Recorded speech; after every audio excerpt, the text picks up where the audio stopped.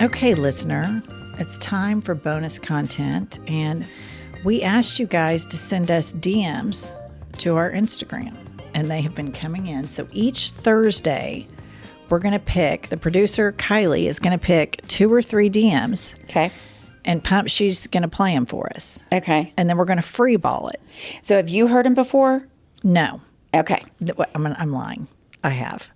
We'd just like to keep it secret from you. Okay. All right. All right.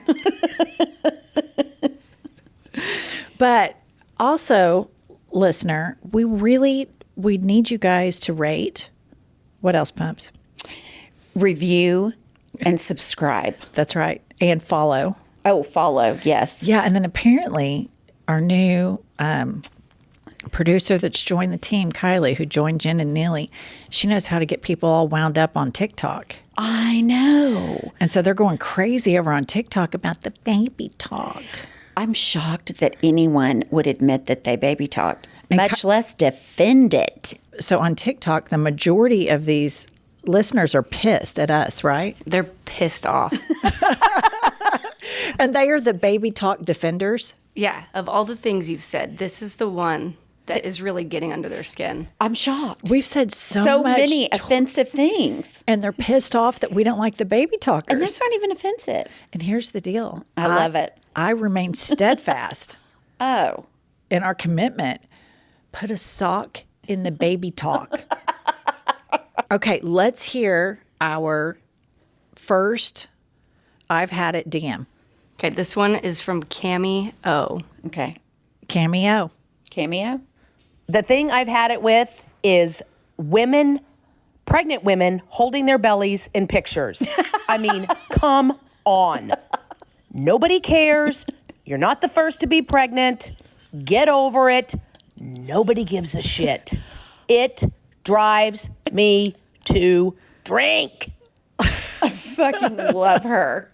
Love Cameo. I mean, that's the best. Cameo. Okay, I totally agree with you. 100% agree. 100% agree with you. It is people making such a big deal out of being pregnant when literally half of the population and half of all species can do so and do so. And this kind of segues into the breastfeeders. Right. Which, if you really want to go do like a deep dive on Instagram, you can Instagram the hashtag #breastisbest, and you would not believe. I mean, these people act like they discovered breastfeeding. And I'm like, listen up, Buttercup. All the mammals do it. Like, it's not new. No, let me tell you a story I don't think I've ever told you. When I was a lifeguard in college, I would Wait, pump the brakes. Okay. You were a lifeguard? Yes. And a water safety instructor. I taught swimming lessons. Shut up. You would be such a terrible lifeguard. How did I not know this? After Oh my God, yes, I was really good. Why would you think I'd be terrible? Number one, I've gone swimming with you and you're a terrible swimmer. That is such a lie. I was such a good lifeguard. Did you save a life? One time I had to jump in. But okay, that's not the story. We digress. Okay, go on. The story is I'm sitting, because you only do 15 minutes at a time. So that was good for my ADD. You were up for 15, then you switch 15. Okay. So this woman is at the pool, and there's a kid like 8 years old. 8, 9. Like eating, he has Doritos. I will never forget it. I know where this is going. He has Doritos, a bag of Doritos in his hand. Yeah. Walks up, rips his mother's bathing suit down and starts sucking on her boob. I was so grossed out. I thought I was going to die. I mean, I was like literally, I couldn't sleep that night. It was so gross. Did you ever watch Game of Thrones? I can't get into it. You know that. And tell the listener why. Because I can't understand what they're saying. You know they speak English. I know, but it's a weird English. So I have trouble following. And all the people look alike. Well, there's a kind of this woman, and she has a son that's around 8 or 9, and she's always breastfeeding him. See, that creeps me out. Yeah, if it's you really can chew creepy. a Dorito, Yeah. you can drink regular milk. It's time to wean off. from the tit. So anyway, okay, had it. Cameo, we have had it as well. That's a 10 out of 10. 10 out of Cameo. 10. Who's next? We've got Shara W. Shara W. All right, this is what I've had it with. People that make comments on posts such as someone puts their dog that they have lost. Has anyone seen our dog? And then one after another, people commenting, nope, hadn't seen it. And then they make that person that's already grieving, every time their phone dings, they look at the comment and it says, nope. Just tell them when you freaking found the dog or you have spotted the dog somewhere. I've had it. You know, that goes right into our group texting issue. There's no reason to comment no. It's rhetorical unless you've seen the dog. 100%. Yes, agree. And here's just a fundamental problem. Facebook. You got all these wound up boomers on there, you know, that literally it's like bright, shiny object. And they have like keyboard courage, you know, and they're just going bananas on Facebook. I got this guy that I'm Facebook friends with, and his posts he's probably 65. His name's Dan. Okay. He lives in Edmond, Oklahoma, which is suburban Oklahoma, listener. And like every 4th of July, he gears up and he goes, I love America. I love everything it stands for. And if you don't like it, you can get the fuck out. And I'm like, well, okay, Dan. Dan's just out here kicking people out of the country from his Facebook headquarters in Edmond, Oklahoma. Right. And it's just like, Dan, pull yourself together. I mean, seriously, nobody is going to leave the country because of your post. It's unbelievable. But I know, what was her name again? Shara. I know what she's saying because it's like a dagger. Yeah. And then it's just a twist. Nope. Yeah, I love it. That's a great one. I would have never thought of that, but that's a great one. It is a really good one. You ready for your next? Yeah, let's hear our next. This is one of my favorites. Oh, good. This is from Jill B. Jill B. I've had it with worrying about seeing the new wife at my daughter's wedding this fall. I mean, That's a tough The one, new Jill wife, B. That Jill. is a tough one. Here's the deal. You've got to make sure that you look better no matter what. If you have to go get Botox, a new outfit, you have to look so good just so she doesn't have anything over on you. I really empathize with you, though, Jill, because it's like, that's your daughter. Right. With that man. And then he's got to waltz in with the new wife, and you're going to be inhibited Right. enjoying your own daughter's wedding because you're worried about seeing her. And I really empathize with that. Yeah, that's a tough spot. You know, you're constantly still dealing with the person with whom you chose to Right. breed. Right. If you get divorced, no kids, then it's done. You don't ever have to see him again. But the baby, Yeah. once you have a baby with them, that's it. Right. I remember one time we were on a trip with the kids when we were both married. And I said to you, I would fucking divorce his ass tomorrow, except someday his new wife is going to be prancing around with my kids on the beach on vacation. And it's going to piss me off. Do you remember that? Yeah. I mean, I was just like infuriated at the thought that the new wife would get my kids on vacation. Yeah. So, Yeah. Sharing, I mean, that's hard to hard. share a kid, especially like your daughter's Wedding. wedding. where you want it to be perfect for her, so you don't want to bitch, but you know the husband's probably like, make sure you include Mary Ann in all the stuff. Yeah. Don't you think? Oh Yeah, my God, I how- just baby talked. How do you feel? You have a daughter. Right. So let's say that your ex shows up with some hot number to the wedding. How do you feel about that? I would say, good luck, princess.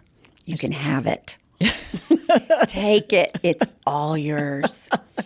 Take him around the block. A few Take him times. around the block and keep him forever. All right. Who else do we have, Our Kylie? last one is from Lisa B. Okay.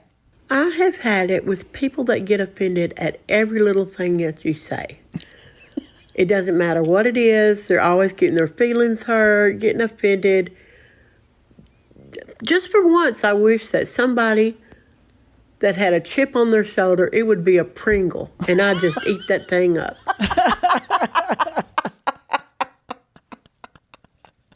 I do think that people get way overly offended these days. I do too. And I think most people think stuff's about them, and it's generally almost never about It's not. them. I think one reason that our friendship has worked so well is that we're both so thick-skinned. Right. Not sensitive at all. At all. I mean, we're both incredibly thick-skinned, and I tend to surround myself with people that are thick-skinned. And so when I'm around somebody who's really thin-skinned, I'm horrible and at I have it. to babysit their emotions, and they think I'm mad at them, or they think I'm offended just because I'm a very whatever I feel, I just say it. Whatever I think, I just say it. And so when I have to walk around on eggshells, I am not operating at my best. No, I agree 100%. And I think probably we're too far on the other end of the spectrum. Yes. Like it takes a whole lot for me to get offended or have my feelings hurt. Like I can't even imagine what it would be. Yeah. But so, I mean, I think there's a happy medium. We're probably too far on that.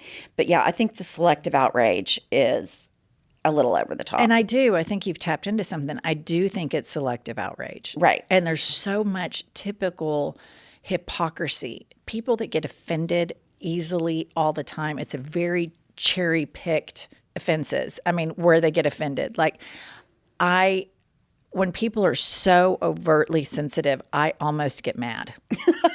I do. I'm just like, quit being a pussy. Pull yourself together.